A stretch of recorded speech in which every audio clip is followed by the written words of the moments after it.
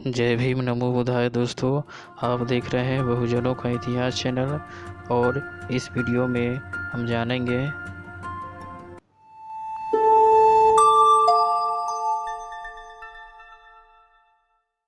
जानिए बौद्ध धर्म क्या है। लेखक है सुरेंद्र अज्ञात।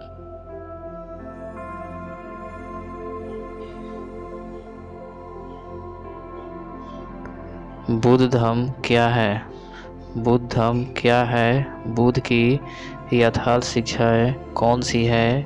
ये ऐसे प्रश्न हैं जिनके उत्तर देने वाले ना दो बौद्ध एकमत है और ना बुद्ध धर्म के दो विद्यार्थी। कुछ के लिए समाधि उनकी विशेष शिक्षा है, कुछ के लिए विपश्यना, कुछ इसे विशेष रूप से दीक्षित लोगों का मार्ग मानते हैं तो कुछ के लिए यह शुष्क दार्शनिकता है। कुछ रहस्यवाद को उनकी यथार्थ शिक्षा मानते हैं तो कुछ संसार से स्वार्थपूर्ण पलायन को। कुछ के लिए बुद्ध धर्म हृदय की प्रत्येक छोटी बड़ी भावनाओं को दफन देने का व्यवस्थित शास्त्र है। बुद्ध के समय के संबंध में इस प्रकार के और भी मतों का संग्रह किया जा सकता है। इनमें परस्पर विरोधिता आश्चर्यजनक है। डॉक्टर अंबेडकर ने इस संदर्भ में एक महत्वपूर्ण प्रश्न उठाया है। वे लिखते हैं कि क्या बुद्ध का कोई सामाजिक संदेश था या नहीं। इसके उत्तर में बुद्ध धर्म के ज्ञाता प्रायः दो बातों पर बल देते हैं। वे कहते हैं बुद्ध ने अहिंसा की शिक्षा दी थी, उन्होंने शांति की शिक्षा दी थी। इस पर डॉक्टर अंबेडकर पुनः प्रश्न करते हैं, क्या बुद्ध ने कोई दूसरा सामाजिक संदेश दिया? क्या उन्होंने न्याय की शिक्षा दी? क्या उन्होंने मैत्री की शिक्षा दी? क्या उन्होंने स्वतंत्रता की शिक्षा दी? क्या उन्होंने समानता की शिक्षा दी?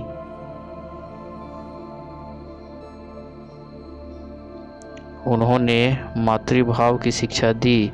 क्या बुद्ध कार्ल मार्क्स के मुकाबले पर खड़े हो सकते हैं?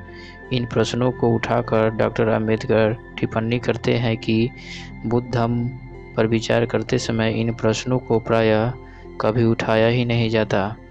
जबकि बुद्ध का एक विशिष्ट सामाजिक संदेश है, उनका वह सामाजिक संदेश ही उपयुक्त प्रश्नों का उत्तर है। लेकिन उन सब प्रश्नों के उत्तर को आधुनिक लेखकों ने दफना दिया है।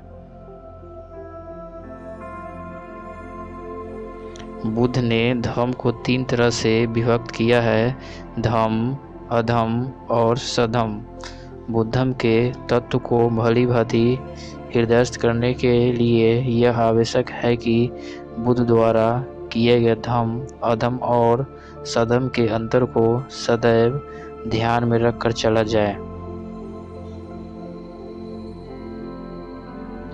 धम्म पर सीधे आने के बजाय यदि अधम्म से धम्म की ओर चले तो धम्मत्व को समझने में शायद उसी प्रकार का ज़्यादा ज्ञान लोक मिले जैसे अंधेरे से प्रकाश में आने पर मिलता है।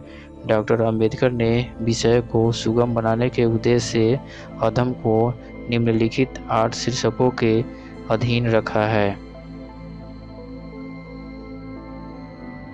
पहला है पाराप्राकृतिक में विश्वास अधम्म।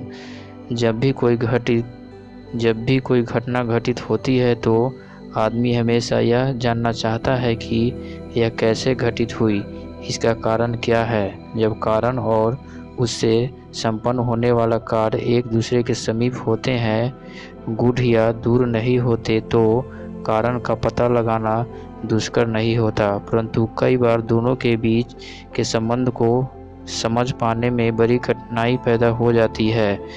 सरसरी नज़र से देखने पर कार्य का कोई कारण प्रतीत ही नहीं होता। ऐसे में प्रश्न उठता है कि वह कार्य कैसे संपन्न हुआ, वह घटना कैसे घटित हुई।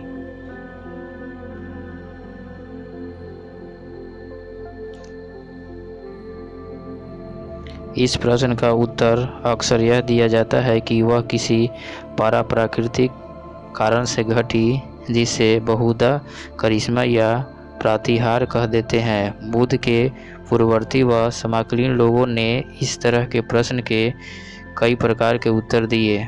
पकुद कचान का कहना था कि घटनाएं बिना किसी कारण के ही घटित होती है।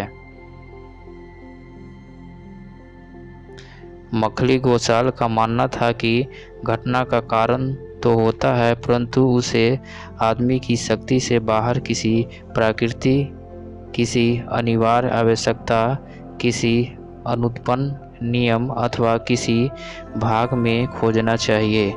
बुद्ध ने इस तरह के सिद्धांतों का खंडन किया और कहा कि इतना ही नहीं कि हर घटना का कोई न कोई कारण होता है, बल्कि वह कारण या तो कोई मानवीय कारण होता है या फिर प्राकृतिक कारण, अर्थात हर कार्य या तो मानवीय क्रिया का परिणाम होता है या प्राकृतिक नियम का।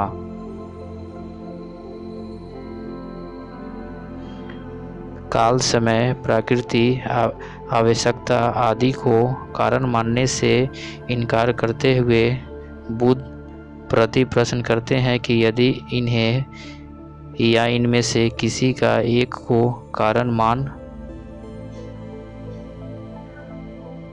मान ले तो फिर मानव की अपनी स्थिति ही क्या रह जाएगी। फिर तो वह एक कठपुतली मात्र बनकर रह जाएगा। यदि आदमी किसी अदृश्य शक्ति के हाथ की कठपुतली है, यदि उसका स्वतंत्र अस्तित्व है ही नहीं, तो फिर उसके अस्तित्व का प्रयोजन ही क्या रह जाता है। यदि आदमी पराप्राकृतिक में विश्वास करेगा तो फिर उसकी बुद्धि का क्या उद्देश्य रह जाएगा। यदि आदमी स्वतंत्र है तो हर घटना का या तो कोई मानवीय कारण है या प्राकृतिक, और ऐसी कोई घटना हो ही नहीं सकती जिसका कारण पराप्राकृतिक हो। हाँ, यह संभव है कि आदमी को किसी समय किसी घटना के कारण का पूरा पता न चले, लेकिन यदि वह बुद्धिमान है तो वह उसका पता एक न एक दिन लगा ही लेगा। आज से पहले ऐसी अनेक घटनाएं थी जिनके कारणों का आदमी को ज्ञान नहीं था। दिन रात कैसे बनते हैं, ग्रहण कैसे लगता है, वर्षा क्यों और कैसे होती है, भूकंप क्यों आता है, ऋतुएं कैसे बदलती है आदि अनेक प्रश्नों के आदमी के पास समुचित उत्तर नहीं थे। इसीलिए उसने पराप्राकृतिक कहानियाँ गढ़ी, परंतु आज इनमें से पराप्राकृतिक तत्व काफूर हो चुका है और प्राइमरी स्कूलों का छात्र भी इनके प्राकृतिक कारणों से भली भांति परिचित है।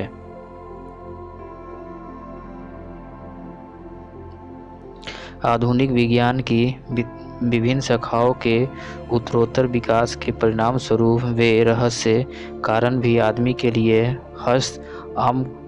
आमलकवत हो जाएंगे जो आज उसके लिए अज्ञात है।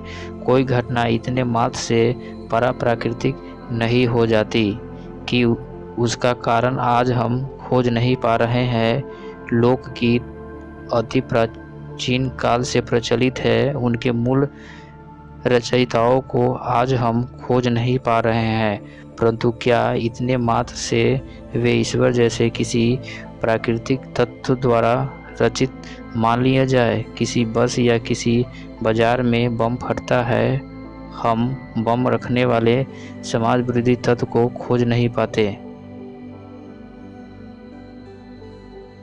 क्या इतने से यह मान लेना होगा कि वहाँ बम ईश्वर जैसा कोई पराप्राकृतिक तत्व रख गया? बुद्ध पराप्राकृतवाद का खंडन करते हैं क्योंकि वे चाहते हैं कि मानव बुद्धिवादी बने और स्वतंत्रतापूर्वक सत्य की खोज करे ताकि वह मिथ्या विश्वासों के बीच से बच सके। इस पराप्राकृतिकवाद के स्थान पर बुद्ध ने हेतुवाद का प्रवर्तन किया। डॉक्टर अंबेडकर कहते हैं कि यह हेतुवाद बुद्धम का अतीव मुख्य सिद्धांत है। यह सिद्धांत बुद्धिवाद का प्रचारक है और बुद्धिवाद की यदि बुद्धिवाद नहीं है तो समझो कुछ भी नहीं है।